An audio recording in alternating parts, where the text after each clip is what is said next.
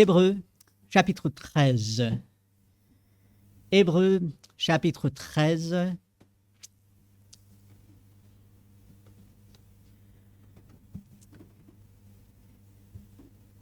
Nous allons regarder les versets 7 à 17 ce matin.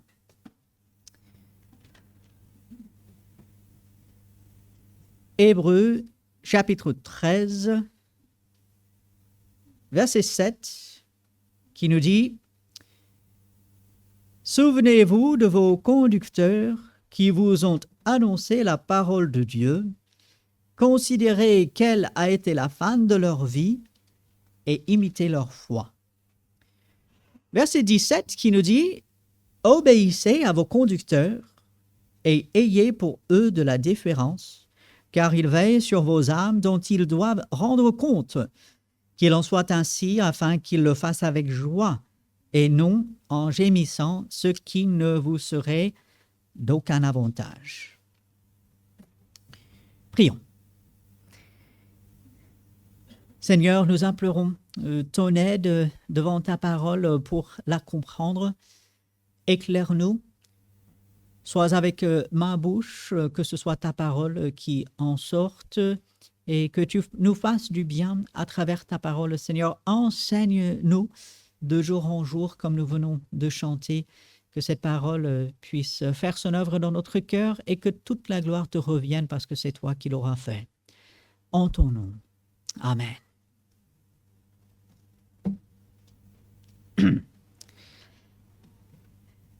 Dans un sens, j'aurais bien préféré que ce soit quelqu'un d'autre qui vienne apporter ce message. J'aurais bien voulu demander à un ami pasteur, un frère de l'extérieur, de venir apporter une prédication sur ce passage, puisque en partie pour ce passage, je suis bien concerné.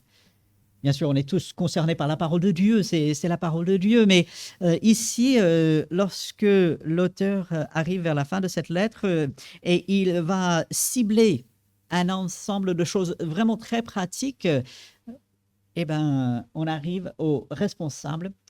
Et le mot que l'auteur choisit n'est pas un mot très habituel, bon, on le voit de temps en temps. Il ne parle pas de pasteur. Ça, il va faire dans le passage suivant que Dieu voulant, on va voir la semaine prochaine.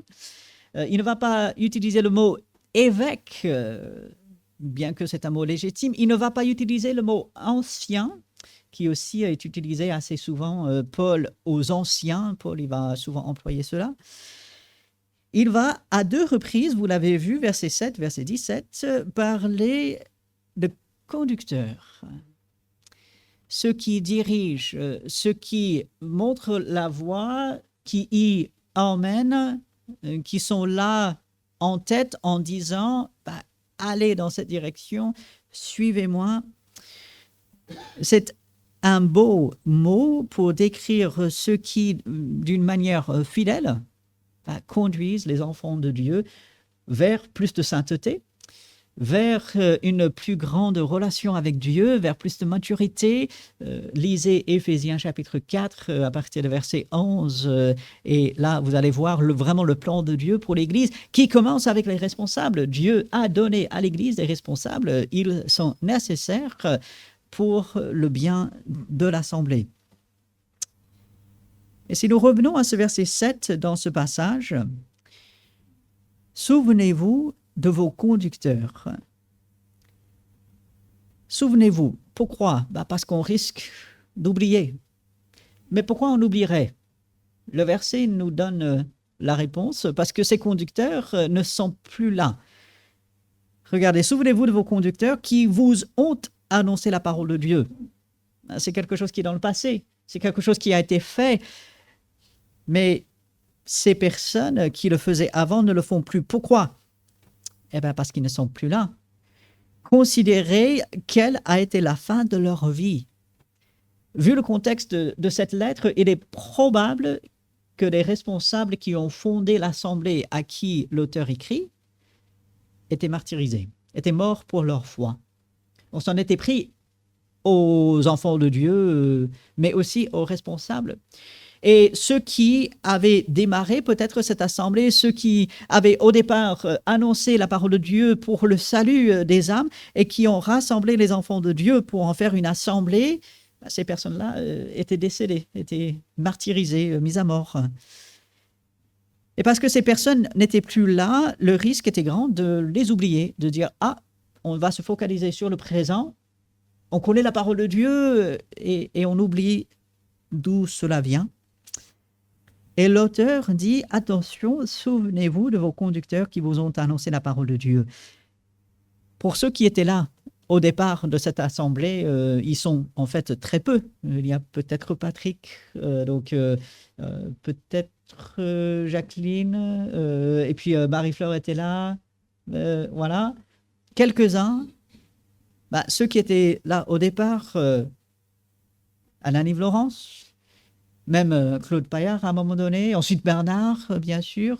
On a eu d'autres frères qui ont prêché la parole. Gloire à Dieu. Certaines de ces personnes sont auprès de Dieu maintenant. Est-ce que on s'en souvient? Pour certains, oui, mais voilà, souvenez-vous, rappelez-vous, ne laissez pas tomber dans l'oubli les conducteurs qui vous ont annoncé la parole de Dieu. Et il est tellement formidable lorsque un homme de Dieu, appelé par Dieu, qui accomplit fidèlement son ministère d'annoncer la parole, quel exemple! Gloire à Dieu. Un exemple que nous devons imiter. Et puis, l'auteur de cette lettre va dire « Considérez quelle a été la fin de leur vie ». Alors, c'est curieux. La fin de leur vie. La fin ici est une mot particulière qui est utilisée seulement une autre fois dans le Nouveau Testament. Dans 1 Corinthiens chapitre 10 et le verset 13. Lorsque je vais vous citer le verset, vous allez dire « Ah oui, aucune tentation ne vous est survenue qui n'était humaine, mais Dieu, avec la tentation, pourvoira un moyen de s'en sortir. » En sortir, en fait, est le même mot qui est utilisé ici, quelle a été la fin. Donc, la sortie de leur vie. Ces personnes qui avaient démarré cette assemblée à qui l'auteur écrit n'étaient manifestement plus là, étaient manifestement décédés, soit par cause naturelle ou par la persécution. Mais ce qui était important, à la fin de ce verset, imiter leur foi, leur confiance, leur fidélité jusqu'à la fin. Ces hommes de Dieu qui ont annoncé la parole de Dieu à ces enfants de Dieu n'ont pas renoncé, n'ont pas bronché, n'ont pas reculé, ne sont pas revenus en arrière, et ils méritaient que les chrétiens ici s'en souviennent. Est-ce que je me souviens de ceux qui m'ont annoncé la parole de Dieu? Est-ce que je me souviens peut-être de parents? Est-ce que je me souviens d'amis, peut-être collègues de travail, d'autres personnes qui, pour la première fois, m'ont annoncé la parole de Dieu? Est-ce que je me souviens peut-être d'une vidéo vue sur Internet? Parce que à l'époque, il n'y avait pas ça. Mais aujourd'hui, pour regarder une vidéo, on peut entendre la parole de Dieu, le salut annoncé clairement. Est-ce que je remercie Dieu pour ces personnes qui annoncent fidèlement la parole de Dieu, que ce soit derrière un pupitre un dimanche, que ce soit dans d'autres circonstances?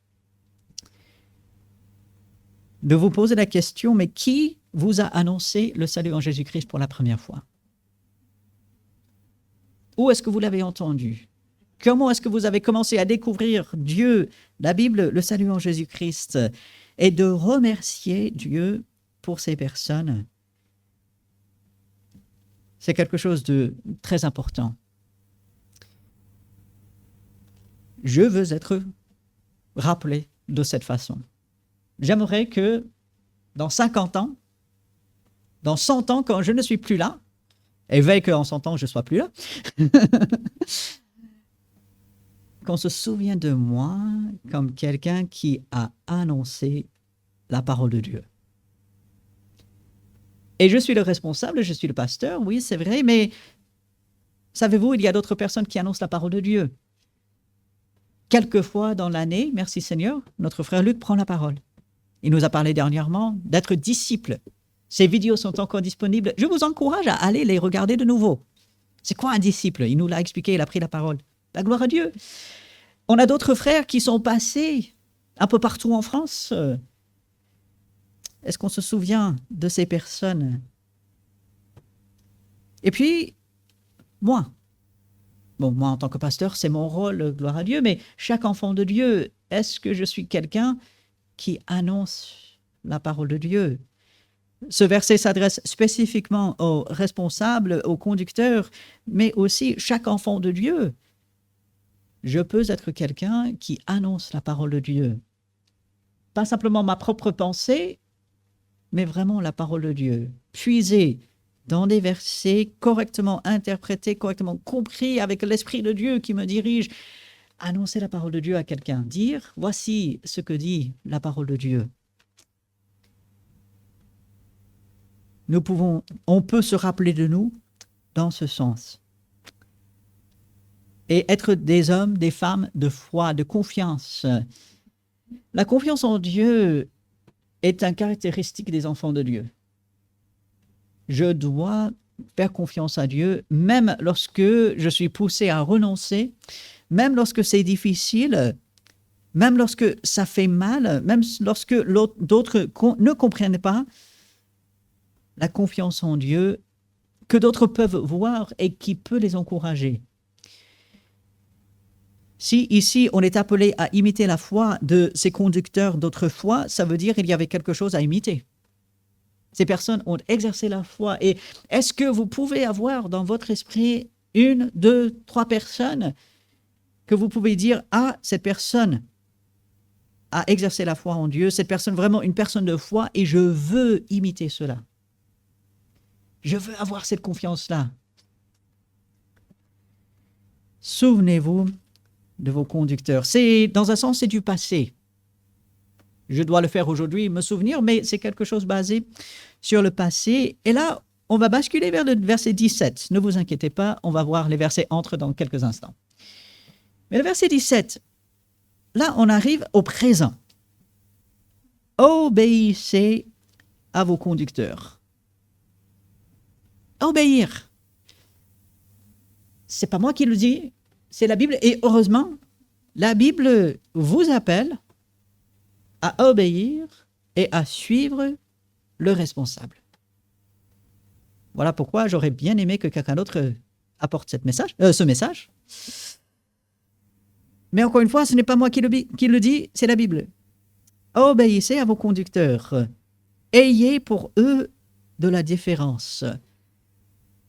Je remercie cette assemblée que, alors qu'elle a accepté comme pasteur un jeune, très jeune, l'Église a su avoir de la déférence. L'Église a su compatir avec son inexpérience, avec son apprentissage sur le tas sur certains points. Elle veille que cela continue. La Bible dit « Obéissez à vos conducteurs ». Ce n'est pas une option, c'est un commandement de Dieu. Je ne livre que ce que dit la Bible. Ceci ne veut pas dire que le conducteur est infaillible. Nous rejetons l'enseignement de l'Église catholique qui dit que les prêtres, le pape sont infaillibles et ne peuvent pas faire d'erreur. On le rejette. Le pasteur, il est un homme comme les autres, vous le savez. Et pourtant, il est un homme appelé par Dieu à un rôle spécifique et il doit être obéi selon la parole de Dieu. Lorsque je vous apporte la parole de Dieu, et avec Luc, on prie très souvent le dimanche matin pour cela, que ce soit vraiment la parole de Dieu. Lorsque lui, il préside, que ce soit vraiment la parole de Dieu qui l'inspire. Lorsque moi, je prêche, que ce soit vraiment la parole de Dieu. Et c'est surtout à cela que nous sommes appelés à obéir. Paul, il va le dire de cette façon, « Soyez mes imitateurs, comme moi je suis imitateur de Jésus-Christ. » Tant que nous suivons le Seigneur, nous méritons d'être suivis, d'être imités. Obéissez à vos conducteurs et ayez pour eux de la déférence. quelle que soit leur situation, quel que soit leur âge, quelle que soit n'importe quelle circonstance, la Bible montre montre la position que nous devons avoir envers les responsables. Et je remercie Dieu qu'il a mis des versets comme ceci dans sa parole, parce que autrement, peut-être, on n'oserait pas le dire. Honnêtement, si ce passage n'était pas dans la parole, j'hésiterais à dire oui, obéissez-moi. Mais c'est la Bible qui le dit. Et bien sûr, cette obéissance va surtout vers la parole de Dieu. Si le responsable appelle ou enseigne quelque chose qui n'est pas conforme à la Bible, ben là, vous avez tout à fait le droit de dire « Ah non, pasteur, ben, voilà, la parole, tel ou tel verset, tu te trompes. » Mais tant que son enseignement est conforme à la parole de Dieu, même si on n'est pas d'accord, même si on n'aime pas, même si on n'apprécie pas, même si on ne comprend pas tout, il annonce la parole de Dieu et ainsi on est appelé à obéir à cela. Et puis ce verset 17 nous rappelle la charge quand même assez lourde qui est sur les responsables. Il veille sur vos âmes. On dit parfois le pasteur, il est le médecin de l'âme. On va bien chez le médecin, quand on y va, pour des choses physiques. Je casse quelque chose, je ne me sens pas bien, je vais chez le médecin. C'est normal. Je ne vais pas bien spirituellement. Où vais-je? Où est ma première pensée? Ah, je ne me sens pas bien spirituellement, intérieurement. Quelle est ma première pensée? Malheureusement, dans notre société, la première pensée, je vais aller chez le psy. Je vais aller chez le psychiatre. Je vais aller chercher de l'aide ailleurs. J'aimerais encourager dans notre assemblée, si on ne va pas bien spirituellement, intérieurement, émotionnellement, Dieu donne un médecin de l'âme. Dieu donne le pasteur. Et certains le font, gloire à Dieu. Amen, merci Seigneur. Et ce n'est pas simplement le rôle du pasteur d'apporter cette aide. Dieu rend d'autres capables. Mais pourquoi irions-nous chez des gens du monde qui ne connaissent pas Dieu ni sa parole pour apporter de l'aide que Dieu nous donne déjà dans notre cercle et dans sa parole? Il veille sur vos âmes. Ma première responsabilité ici à l'Assemblée, c'est quand même l'âme de chaque enfant de Dieu ici. Et c'est aussi l'âme des inconvertis pour qu'ils se convertissent, qu'ils deviennent enfants de Dieu. Ils devront rendre compte. Un jour, je vais me tenir devant Dieu, tout comme vous, mais je n'aurai pas les mêmes questions qui me seront posées que vous. Dieu va me demander particulièrement, mais Robert, qu'est-ce que tu as fait des âmes de l'Assemblée de Vernon? Il ne va pas me demander combien de journées de travaux j'ai organisées. Il ne va pas me demander si j'ai bien assuré le ménage. Il ne va pas me demander ceci ou cela. Robert, qu'est-ce que tu as fait des âmes de l'Assemblée de Vernon? Et lorsque je réfléchis à cela, je peux vous garantir que c'est une charge très lourde. Et s'il n'y avait pas le Seigneur, ce serait trop lourd. Et pour donner un petit aperçu de la semaine prochaine, on comprend très bien le verset 18. Priez pour nous. Paul, il appelait à prier pour lui également. Pourquoi? Parce que la tâche, elle est lourde. Et sans l'aide du Seigneur, c'est impossible. Mais avec son aide, gloire à Dieu, c'est impossible. Le médecin par excellence, c'est quand même le Seigneur Jésus-Christ. Et ainsi, il veille sur vos âmes dont ils devront rendre compte, qu'il en soit ainsi, afin qu'ils le fassent avec joie et non en gémissant, ce qui ne vous serait d'aucun avantage. Un jour, de se tenir devant Dieu et de pouvoir dire, mais Seigneur, j'ai fait tout par ta grâce, j'aurais tellement aimé aider. Bien sûr, chacun rendra compte pour lui-même, mais peut-être un jour, devant le Seigneur, on se dit, ah, Seigneur, j'aurais voulu, j'aurais dû, j'aurais pu apporter telle ou telle aide, agir différemment. Et lorsque le responsable, le conducteur, ainsi que ceux qui sont conduits s'associent pour grandir ensemble, lorsque le conducteur apporte fidèlement la parole de Dieu, lorsque ceux qui écoutent comprennent et mettent en pratique et avancent et grandissent, que c'est beau. C'est une œuvre sur laquelle Dieu peut sourire. Et il faut du travail des deux côtés. Le conducteur qui fidèlement annonce la parole de Dieu et fait bien son travail, et ceux qui écoutent de mettre en pratique ce qui vient de la parole de Dieu. Tel est le défi pour nous cette semaine, bien sûr, chaque jour de notre vie, aujourd'hui, demain, à travers les vacances qui arrivent. Mais vous avez compris, ce sont 2 versets dans ce passage. Et je trouve intéressant, l'auteur ici, il commence avec cette idée de conducteur. Il y a ceux qui vous conduisent. Parfois, on ne connaît pas le chemin, mais le conducteur, il est là pour diriger. On lui fait confiance par Dieu et on avance. Verset 17 termine ce passage. Obéissez à vos conducteurs, ils font leur travail pour le Seigneur, alors suivez-les, obéissez-les. Mais il est possible qu'on perde de vue le but réel, le but ultime de ceci. Parce que le but n'est pas le conducteur. Le but n'est pas moi, ce n'est pas le conducteur ici dans le passé, allant de celui qui a commencé cette église jusqu'à aujourd'hui. Le but n'est pas ça. Il est important de comprendre qu'il faut suivre le conducteur et qu'il faut lui obéir. Mais quel est le but? Parce que les conducteurs, ils changent. Ceux qui étaient là au début ne sont plus là aujourd'hui. Demain, d'autres ne seront plus là. Dans 20, 30, 100 ans, nous ne serons plus là. Quel est le plus important? Aussi important que ce soit des conducteurs qui font bien leur travail et auxquels il faut obéir. Plus que cela, regardez verset 8. Jésus-Christ est le même hier, aujourd'hui et éternellement. Pourquoi ce verset? On vient de parler des conducteurs qui ont fait leur travail, qui avaient une foi en Dieu qu'il faut imiter. Et là, on enchaîne direct. Jésus-Christ est le même hier, aujourd'hui, éternellement. C'est pour montrer que les conducteurs viennent et s'en vont.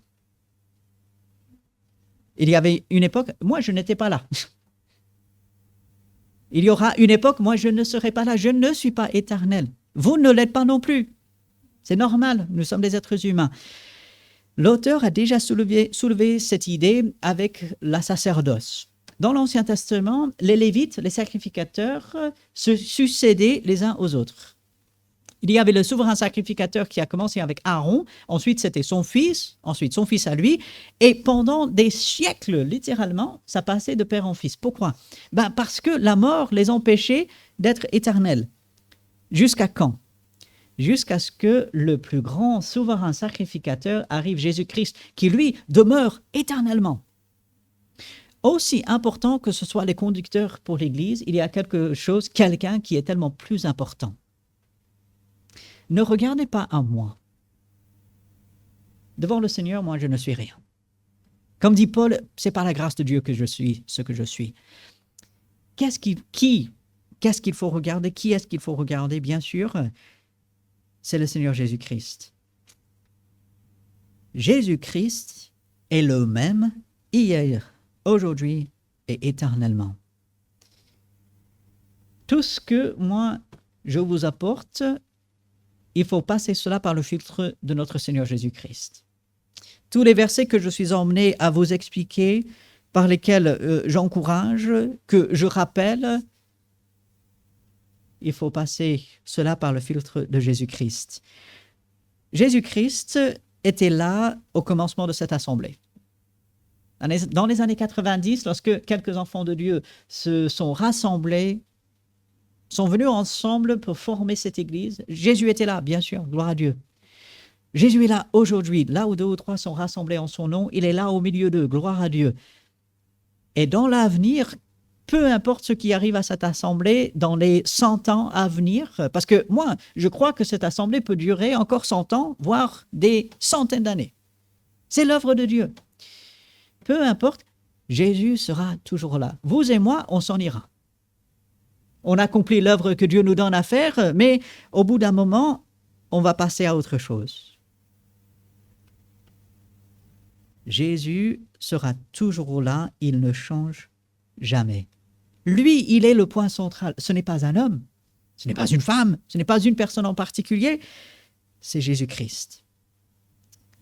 Et parce que nous avons Jésus-Christ devant les yeux, parce que nous suivons les conducteurs qui conduisent dans cette parole de vérité, verset 9, « Ne vous laissez pas entraîner par des doctrines diverses et étrangères, car il est bon que le cœur soit affermi par la grâce et non par des aliments qui n'ont servi à rien à ceux qui s'y sont attachés. » Qu'est-ce que l'auteur veut dire par cela? Souvenons-nous du contexte juif de cette lettre. Pour les Juifs, il y avait un ensemble de règles alimentaires. Il fallait manger ceci, il ne fallait pas manger ça. Il fallait manger ceci à un moment donné, et à d'autres moments, ça, il ne fallait même pas y toucher. Le peuple juif avait énormément de règles alimentaires pour pouvoir bien manger. Et certains, dans cette église à qui l'auteur écrit, voulaient retourner à cela, voulaient dire « Ah, ça, il faut manger pour être agréable à Dieu, ça, il faut s'en abstenir, fais attention à ce que tu manges et tout. » Surtout, pas simplement pour la santé, mais pour être en règle avec Dieu. La santé, c'est bien. Si on peut avoir la santé, tant mieux, gloire à Dieu. Mais la nourriture ne nous rapproche pas de Dieu, ne nous en éloigne pas. La nourriture n'a rien à voir avec la spiritualité. Paul, il le dit aux Colossiens, ici l'auteur dit dans l'Épître aux Hébreux. La nourriture, elle est bonne, elle vient de Dieu, il faut l'apprécier comme toute chose en modération, c'est tout. Même Jésus lui-même parle du fait que la nourriture, elle entre dans notre corps, elle en sort, et c'est tout. Ici, il est bon que le cœur soit affermi par la grâce. Dieu, il est le meilleur cardiologue. Il traite le vrai cœur, il va au centre, il va là où sont les émotions, là où est notre être réellement. C'est la grâce qui nous vient par la parole, bien sûr. Les aliments, c'est bien, on les apprécie, mais ça ne rapproche pas de Dieu. C'est Christ, et non pas même le repas que nous prenons tout à l'heure, même pas le repas fraternel, ce sont des bons moments qu'on apprécie, gloire à Dieu, mais c'est Christ qui est au centre. Et puis toujours dans ce contexte juif, il faut se le rappeler, à partir du verset 10, l'auteur se lance dans un rappel.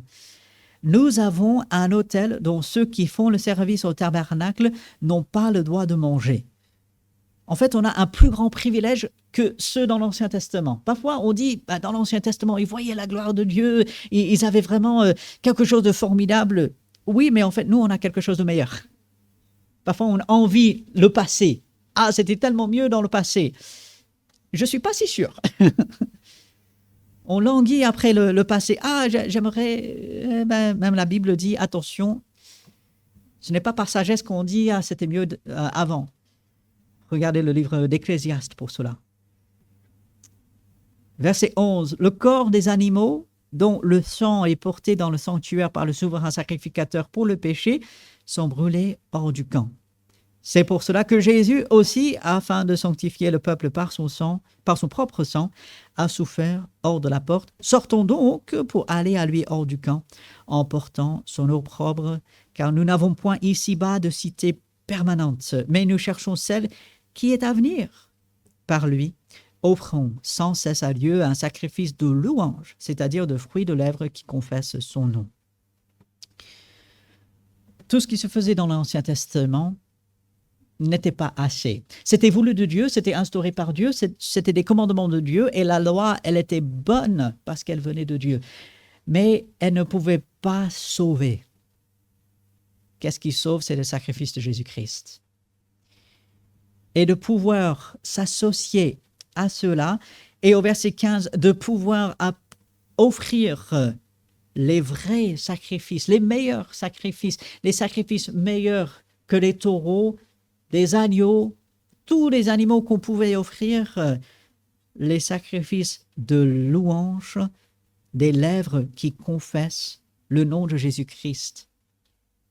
Que c'est formidable. Et c'est ça notre privilège en tant qu'enfants de Dieu aujourd'hui. Nous ne vivons plus sous la loi, nous sommes sous la grâce et Amen.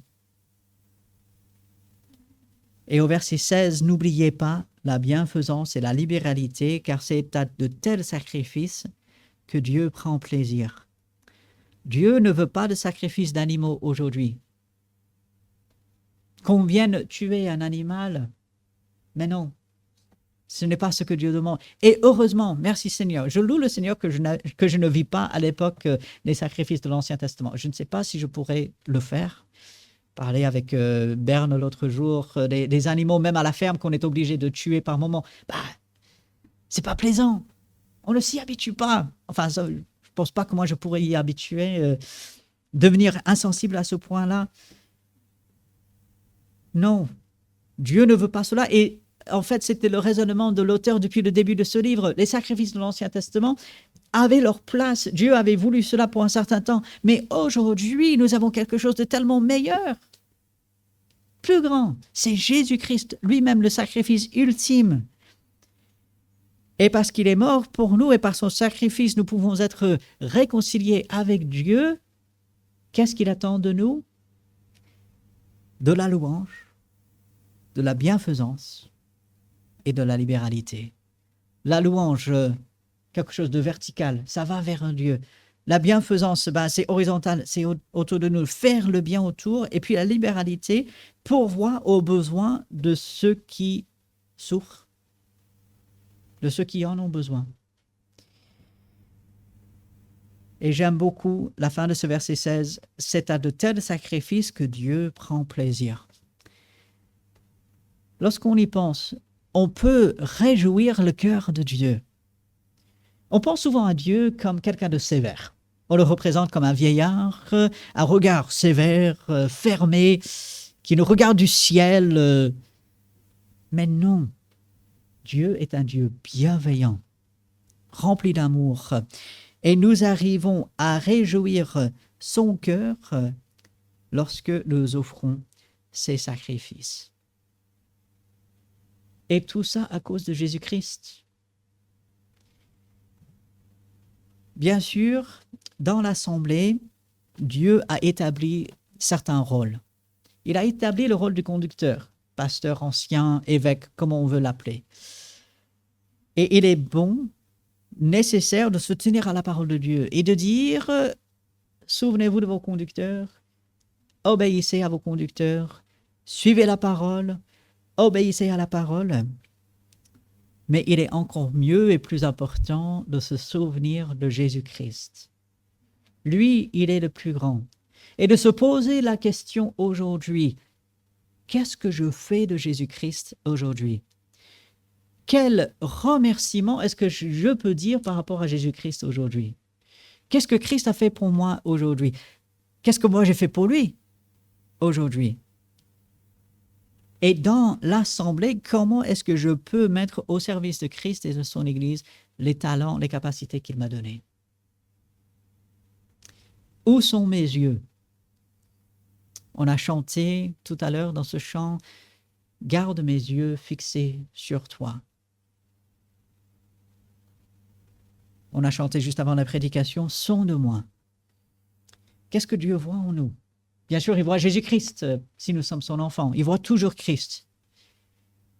Mais est-ce que nous sommes à son service? Est-ce que nous lui apportons ces sacrifices auxquels il prend plaisir dans le contexte de l'assemblée locale, sous la direction de bons conducteurs qui conduisent dans la parole de Dieu? Où est-ce que j'en suis aujourd'hui? En tant que conducteur, je prie que Dieu m'aide à conduire comme il veut. En tant que ceux qui sont conduits par le Seigneur, où est-ce que vous en êtes? Qui est le plus important, le pasteur ou le Seigneur? Et je suis certain, si je posais cette question à chacun, la réponse que vous donnerez serait le Seigneur. J'ai aucun doute là-dessus. Mais dans la pratique au jour le jour, quelle est la réponse à cette question? Qui est en avant?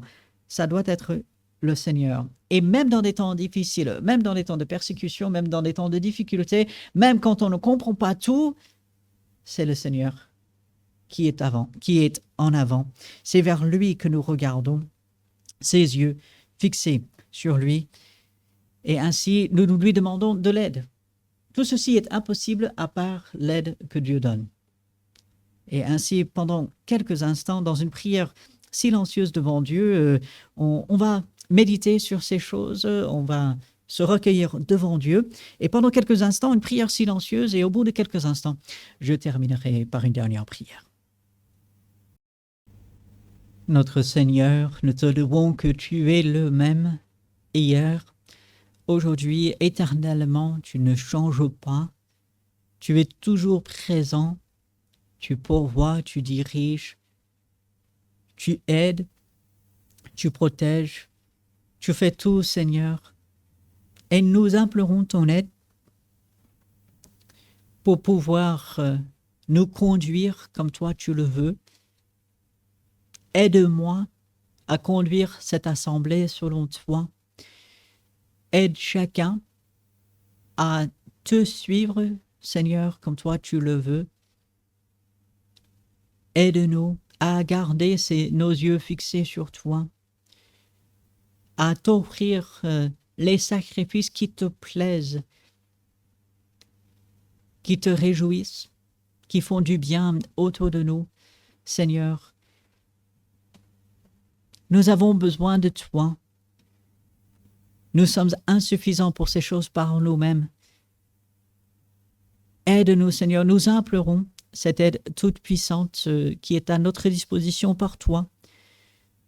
Fortifie-nous, Seigneur, parle à notre cœur tout au long de cette semaine par ces versets, et ainsi que tu sois exalté et glorifié. En ton nom. Amen.